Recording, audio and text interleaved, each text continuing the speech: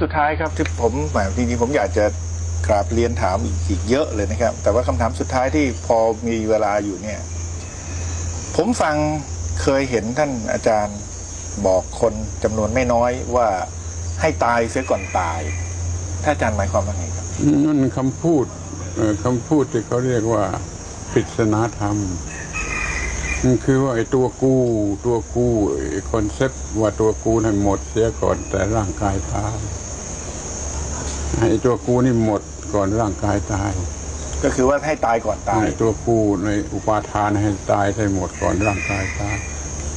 ก็พอตัวกูตายมันก็สบายที่สุดเลยไอ้ตัวกูตายไปเหลือแต่ร่างกายบริสุทธิ์มันสบายที่สุดนั่นคือนิพพานในปัจจุบันแต่ว่าซึ่งแต่ละคนนี่ก็หนีความตายไม่พ้นใช่ไหมครับมันก็แน่นอนนะแต่ว่ารีบตายทางตัวกูซะก่อนทางจิตทางเขาเรียกว่าทางสปิริตชัวครับทางภาษาธรรมะก็เรียกว่าเจตสิกทางเจตสิกทางจิตนั่นเรียกว่าทางจิตอันเดียวกันครับนี่